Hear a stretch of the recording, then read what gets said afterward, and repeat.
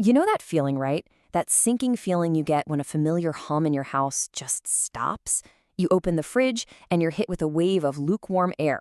Total panic. But what if, instead of immediately calling for help, you just got a little curious? So, let's get into this story of a modern-day repair and see what we can learn. So, just imagine it. You walk into the kitchen and it's just eerily quiet. The heart of the room has basically stopped beating. Is your first instinct to grab the phone and call a super expensive technician? Or do you maybe grab a flashlight and start poking around? That's the exact crossroads we're talking about today. Yeah, this wasn't just, unplugged or something simple. This was a real head scratcher, a mystery that needed to be solved. So let's call this first part the silent fridge problem and see what clues we can dig up. So the first big red flag was, of course, the warm milk. But the symptoms were actually even weirder than that. The compressor wasn't running at all, the control panel was totally dark, and yet something was still working. It's what you'd call a classic half-dead situation. And honestly, that's almost worse than it being totally dead, right? It's so much more confusing. Okay, but here's the real kicker, the big clue. The interior light still came on when the door opened, and that, right there, is a huge clue. It tells you that power is getting to the fridge just fine. The problem isn't the outlet or the cord. The problem had to be somewhere deeper, inside the fridge's own systems. So instead of just giving up and calling it a day, our detective here found a pretty interesting partner in crime. And no, not a dusty old manual or some random internet forum. They turned to an AI assistant. And this is where the story gets really interesting. And you know what? The whole investigation kicked off with a really simple, basic question. A picture of the back of the fridge uploaded to ChatGPT with a simple note, "What's this black box?" It's one of those questions you might feel kind of silly asking a person, but for an AI, it's perfect.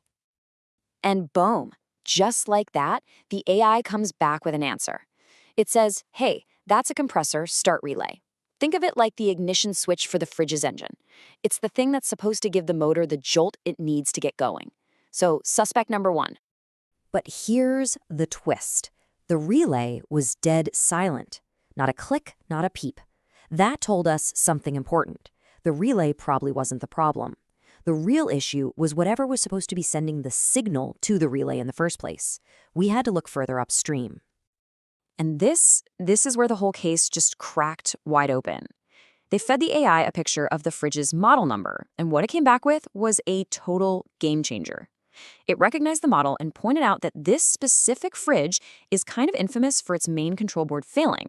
That's basically the fridge's brain. Okay, so with that huge digital tip, it was time to stop typing and start tinkering. Time to get hands-on and look for some actual physical proof.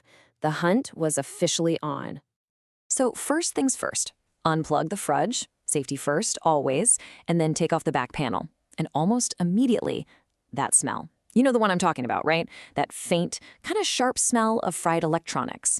It's a smell of something gone wrong, but it's also the smell that tells you you're on the right track. And then, there it was, the smoking gun. Right on the main control board, there's this little darkened spot, a little scorch mark right next to a component.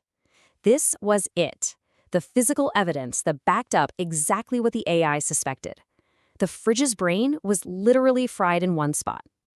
All right, so the diagnosis was in. Now it was time for the surgery. Time to perform a little brain transplant and see if we could bring this thing back from the dead. And guess what? That AI assistant came in clutch one more time.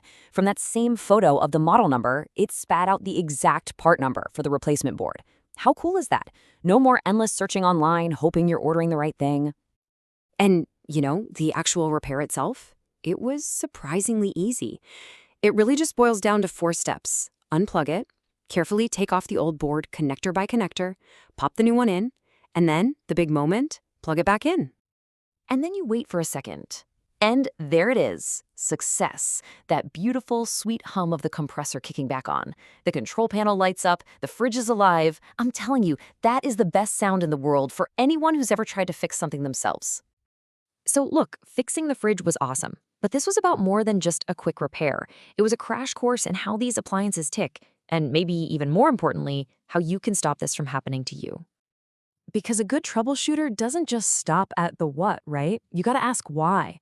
And it looks like the culprit was a power surge. There had been a brief outage the night before, and that little jolt of electricity was all it took. These modern appliances are just packed with super sensitive electronics, and they just can't handle those sudden power spikes. So, what are the big takeaways here? What can you do? Well, first, get a surge protector. Seriously, for your big appliances. Second, keep the back of your fridge clean, because all that dust can make it overheat. And third, remember our big clue. If the light works but nothing else does, your main board should be suspect number one. And hey, do yourself a favor, take a picture of your model and serial number right now. You will thank yourself later. You know, when you step back, this whole thing really shows us something pretty amazing. This isn't some story about AI replacing us. It's about how our own natural curiosity, our own common sense, can be supercharged by tools like AI. It's like we bring the questions and the hands-on intuition, and the AI brings this massive database of knowledge. It's a partnership. So maybe the next time something breaks, instead of seeing it as a total disaster, you can see it as a puzzle, a challenge. It really makes you think, doesn't it? With these kinds of tools in your pocket, what problem are you going to solve next?